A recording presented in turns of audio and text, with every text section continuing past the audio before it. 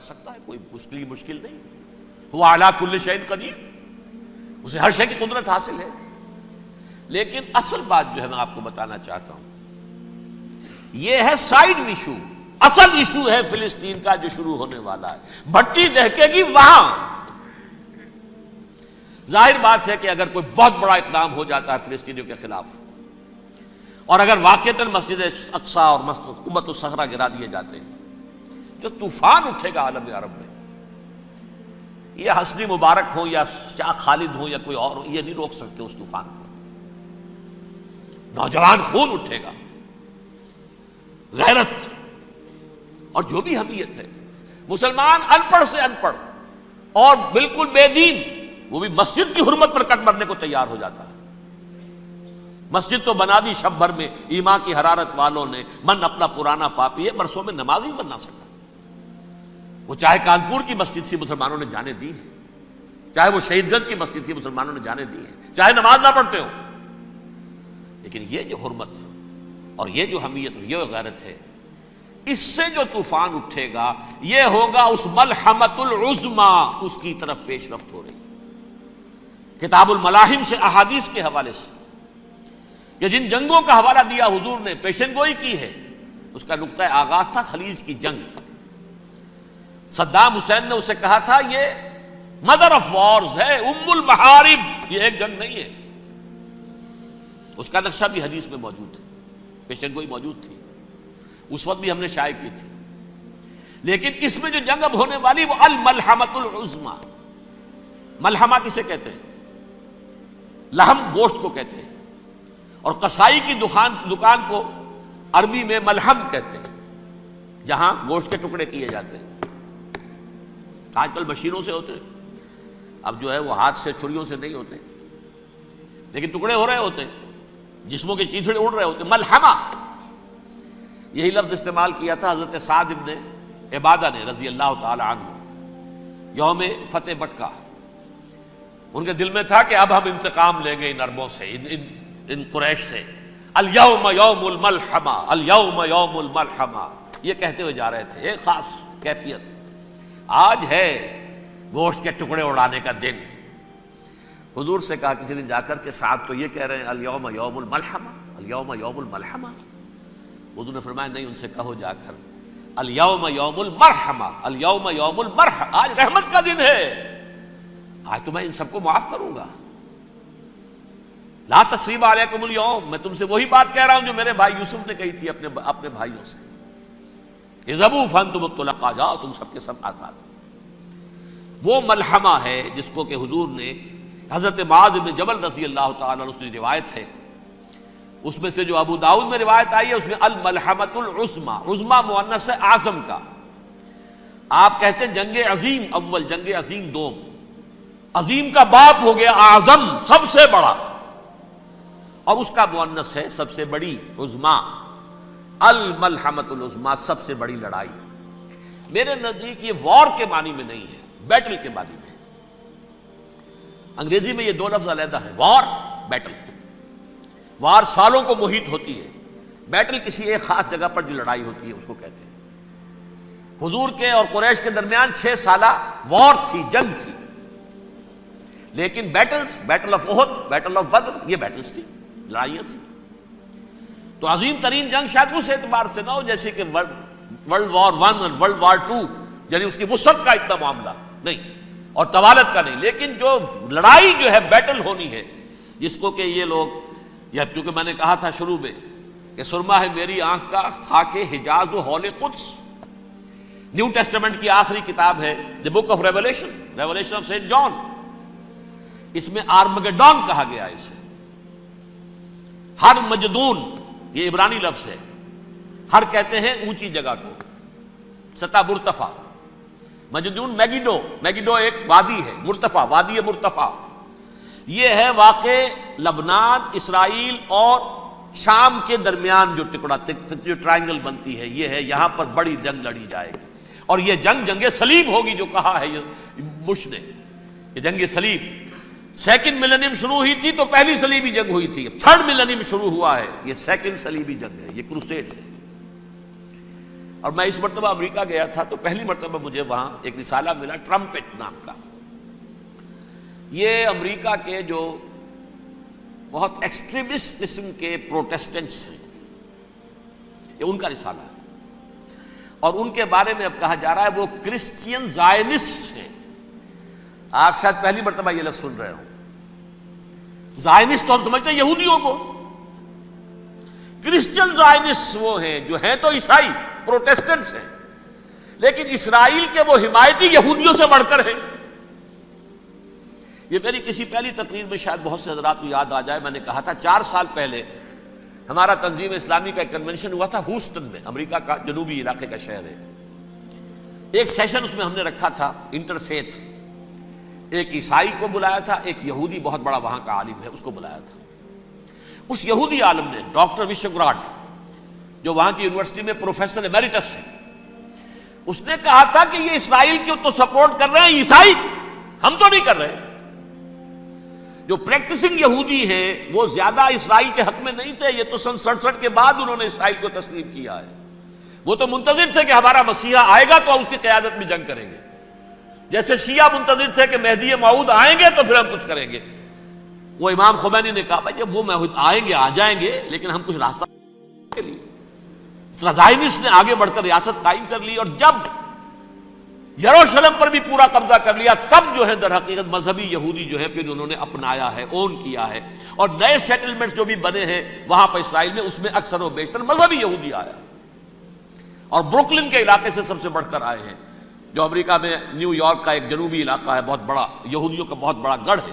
New York کو Jio York بھی کہا جاتا ہے، وہ تو اصل میں مرکز جو ہے وہ تو یہودیوں کا ہے. اس حوالے سے وہاں پر جو کرسچن زائنسٹ کہلاتے ہیں وہ اسرائیل کے یہودیوں سے بھی بڑھ کر کہیں سپورٹر ہیں. بہرحال اس دوسری صلیبی جنگ کا معاملہ جو میں کہہ رہا تھا، ٹرمپٹ نامی رسالہ، اس کا ایک مضمون ہے دی لاسٹ کروسیڈ. اب یہ آخری کروسیڈ ہے جو شروع ہونے والا ہے. میں تو حیران ہوں کس قدر کھل کے وہ باتیں کرتے ہیں. رومن کیتھولکس کو وہ کہتے ہیں کہ یہ شیطان ہے، یہ پوپ شیطان ہے، یہ یورپ کو اس نے جمع کیا ہے کرسچینٹی کی بنیاد پر، اور اس میں زیادہ تر کیتھولکس ہیں. آپ کو معلوم ہے برطانیہ بڑی مشکل سے شامل ہوا ان کے ساتھ، اس لیے کہ وہ پروٹیسٹنٹ کا سردار تھا، ابھی پوری طرح نہیں ہے. یورپ جو ہے وہ رومن امپائر دوبارہ یہ کھڑی کر رہا ہے، اور در حقیقت یہ جو ہے یہودیوں سے بھی چھیننا چاہتے ہیں اسرائیل کو اور فلسطین کو، اور مسلمانوں سے بھی، اور یہ وہی کروسیڈ جو تھے اربن ثانی کے، اس کی تیاری کر رہے ہیں تاکہ وہاں پر عیسائی حکومت قائم ہو جائے، کیتھولکس کی، پوپ کی حکومت قائم ہو جائے، جیسے ایسٹ تیمور میں کر دی ہے. ایسٹ تیمور میں کون سی حکومت بنی ہے؟ Roman Catholic. رومن کیتھولک اسرائیل میں بنے تاکہ یہ سارے مقامات مقدسہ جہاں اسرائیل پیدا ہوئے، بیت حضرت مسیح پیدا ہوئے، بیت الحم کہاں ہے؟ وہی ہے کہ نہیں؟ جہاں سے ریزریکشن ہوا ان کے خیال میں وہ کہاں ہے؟ وہیں پر ہے کہ نہیں؟ بڑے بڑے گرجے ان کے وہی ہیں. تو اس اعتبار سے ان کا کہنا یہ ہے یہ لاسٹ کروسیڈ کی تیاری ہو رہی ہے، یہ کیفور. اور ان کا کہنا یہ ہے کہ یہ پوری طاقت نیٹو کی جو ہے، یہ پہلے جرمنی سے لائی گئی بوسنیا، انہوں نے خود وہاں جنگ کروائی، انہوں نے خود وہاں پر ایتھنک کلینسنگ کروائی، پھر خود مصالحت کے لیے آ گئے، پھر کوسوو میں انہوں نے خود آگ بھڑکائی. یہ میں نہیں کہہ رہا، یہ وہ ٹرمپٹ رسالہ امریکہ سے چھپنے والا پروٹیسٹنٹس کا رسالہ ہے جو یہ کہہ رہا ہے. پھر انہوں نے کوسوو کے اندر کروایا، اور پھر وہ وہاں پر پیس فورس کی حیثیت سے آ گئے. اب وہ میسیڈونیا میں کروا رہے ہیں اور وہاں داخل ہو گئے ہیں. اگلا قدم ان کا سائپرس ہوگا، سائپرس میں ترکوں کو اور وہ گریکس کو لڑائیں گے اور وہاں آ جائیں گے، وہاں سے ایک چھلانگ لگائیں گے اور یہ فلسطین میں پہنچیں گے، اور یہ وہاں پر ایک رومن امپائر، اپنی پرانی رومن امپائر کی طرح کی رومن کیتھولک ریاست قائم کرنا چاہتے ہیں. تو وہاں امریکہ کے عیسائیوں میں بھی کوئی ایک طبقہ نہیں ہے، کیتھولکس بھی ہے، کیتھولکس زیادہ نہیں ہے ہمدرد، لیکن اب تابع ہو چکے ہیں. اسحاق ریبین نے جب یہ پیس ٹاک شروع ہوئی تھی، آپ کو یاد ہوگا شاید، کہ جب وہ آیا تھا واشنگٹن سے واپس فلسطین اسرائیل، تو پہلے روم میں رکا for an audience with the pope, اور پوپ کو اس نے ایک مرتبان سا پیش کیا تھا، حضرت سلیمان علیہ السلام کے زمانے کا مرتبان، اور کہا تھا دیکھیے 3000 برس تک ہم نے اس کی حفاظت کی ہے، اب یہ میں آپ کے حوالے کر رہا ہوں. اس کے بعد سے پوپ جو ہے بالکل رام ہو گیا اور وہ عیسائیوں کے ساتھ اور یہودیوں کے ساتھ ان کا پورا معاہدہ ہو. اب پورا عیسائی ورلڈ جو ہے ویسے تو مجموعی یہودیوں کے شکنجے میں ہے. البتہ ان کے اندر بھی جھگڑے ہیں. جو وہاں پر وائٹ کرسچن ملیشیاز ہیں وہ ایکسٹریمسٹ ہیں کیتھولکس. ان کے نزدیک دشمن نمبر 1 یہودی، دشمن نمبر 2 مسلمان، دشمن نمبر 3 جو یورپ میں کالے ہیں افرو امریکن، چاہے وہ عیسائی ہو گئے ہوں کوئی بھی ہو. یہ 3 دشمن ہیں جن سے انہوں نے کلینز کرنا ہے، صاف کرنا ہے ان کے خیال کے مطابق امریکہ کی سوسائٹی کو. اولاً یہود، پھر مسلمان، اور پھر یہ جو کالے ہیں. لیکن دوسری طرف پروٹیسٹنٹس کے اندر ایکسٹریمسٹ وہ ہیں جنہیں کہا جا رہا ہے یہ کرسچین زائنسٹ ہیں، یہ اسرائیل سے بڑھ کر سپورٹرز ہیں. بہرحال یہ اب جنگ ہوگی، اس کا نتیجہ کیا نکلے گا یہ تو اللہ ہی جانتا ہے. اب میں آخری بات کی طرف آ رہا ہوں. آخری نتیجہ تو جو بھی کچھ اپس اینڈ ڈاؤنز آئیں گے. تلک الایام نداولھا بین الناس. آخری نتیجہ ڈراپ سین وہ یہ ہوگا کہ اللہ کے دین کا بول بالا ہوگا اور پوری دنیا پر محمد کے لائے ہوئے دین صلی اللہ علیہ وسلم کی حکومت قائم ہوگی. وہ گویا قیامت کی تمہید ہوگی. اس کے بعد بس قیامت آئے گی، کیونکہ مقصد کائنات، تخلیق کائنات پورا ہو جائے گا. پوری مخلوقات کے اندر مقصد تخلیق، کلائمیکس آف کریشن محمد الرسول اللہ صلی اللہ علیہ وسلم. دین کی تکمیل محمد الرسول اللہ صلی اللہ علیہ وسلم. اور اس خلافت عرضی کے لیے جو حضرت آدم کو خلافت دی گئی تھی، جب اس میں وہ خلافت پوری دنیا پر قائم ہو جائے گی اس کا مقصد پورا ہو جائے گا. And that will be the beginning of the end. اس کے بعد قیامت ہے. آخری نتیجہ تو یہ نکلنا ہے. اس سے پہلے سزائیں ہمیں بھی مل رہی ہیں. اور یہاں میں کانٹے کی بات جو چھوڑ گیا تھا اس کو بیان کر دوں. اللہ نے اس مغضوب علیہم قوم کو، اس ملعون قوم کو کیوں اب تک چھوٹ دیے رکھی؟ میں بتا چکا ہوں یہ بڑے عذاب کے مستحق ہو چکے تھے حضرت عیسیٰ علیہ السلام کے زمانے میں. چھوٹ دی ہے ابھی تک ہے، بلکہ ایک مرتبہ ابھارا ہے. 1900 برس کے بعد ابھرے ہیں یہ. بالفور ڈیکلریشن 1917 سن 70 عیسوی کے بعد، تقریباً 1900 برس، 1850 برس تو ہے کم سے کم. پھر creation of Israel 1948، 1967 extension of Israel, یروشلم پر قبضہ. یہ سارا جو ہے کیوں ہے؟ اللہ تعالیٰ اس خیر امت محمد صلی اللہ علیہ وسلم، اس کے بہترین حصے کو سزا ان ملعونوں کے ہاتھوں دے رہا ہے. کیوں؟ جو جرم انہوں نے کیا تھا وہی ہم نے کیا. انہوں نے اللہ کی کتاب کو پیٹھ کے پیچھے پھینکا. نبذ فریق من الذین اوتوا الکتاب کتاب اللہ وراء ظہورہم. ہم نے اپنی پیٹھوں کے پیچھے پھینکا کہ نہیں؟ کولونیل رول سے آزاد ہوئے، کہیں اسلامی قانون نافذ کیا، کہیں اسلامی نظام قائم کیا.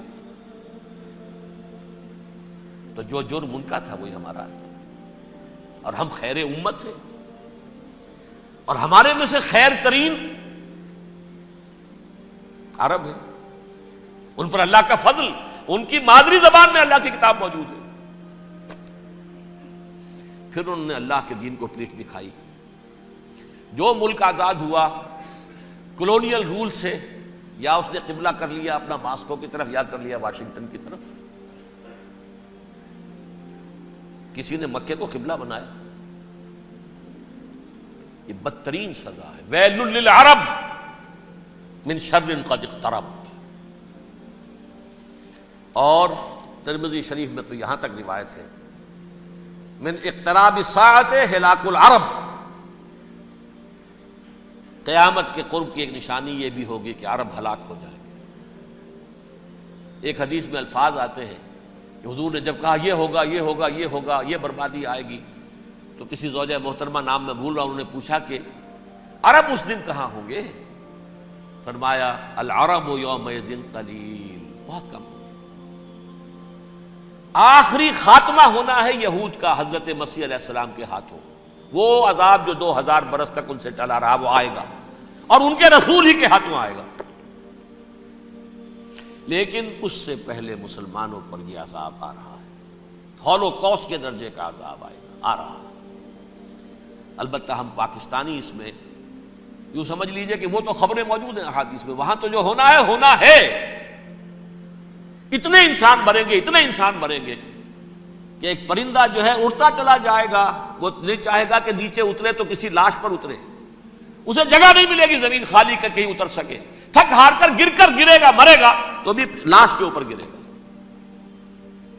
یہ الفاظ ہیں حضور کے صلی اللہ علیہ وسلم. الملحمۃ العظمیٰ الملحمۃ الکبریٰ، یہ لاسٹ کروسیڈ.